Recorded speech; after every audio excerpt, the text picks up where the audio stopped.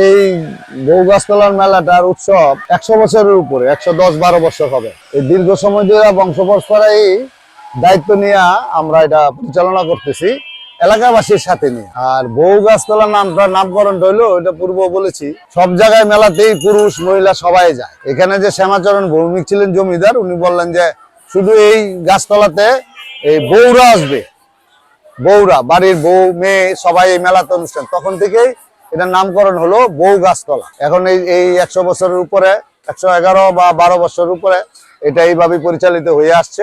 পয়লা বৈশাখে আমরা পঞ্জিকা মতে পয়লা বৈশাখে এই অনুষ্ঠানটা এখানে করি। এই অনুষ্ঠানটা হয়, এটা আমাদের এলাকাবাসীর তথা দেশের সার্বিক মঙ্গল কামনার জন্য এইখানে আমরা প্রার্থনা করি এবং পূজা আয়োজন করি, সকলের সার্বিক সহযোগিতা। আমরা বহু বছর ধরে এখানে মা সিদ্ধেশ্বরীর নামে প্রতি বছর পূজা দিয়ে থাকি, সংসারের শান্তি কামনার জন্য এবং সন্তানদের ভালো রাখার জন্য মার কাছে আমরা প্রত্যেক বছর বারবার এসে আমরা এখানে পূজা দিয়ে থাকি। আমরা এখানে পুজো দিতে আসছি বছরে পয়লা বৈশাখে। আমরা প্রথমে এখানে যার মনের ইচ্ছা বা মনের আশা দিতে, আর এটা আমাদের ঐতিহ্যবাহী আর কি। পূর্বকাল থেকে আমরা পূর্বপুরুষ থেকে এটা দেওয়া হয়েছে।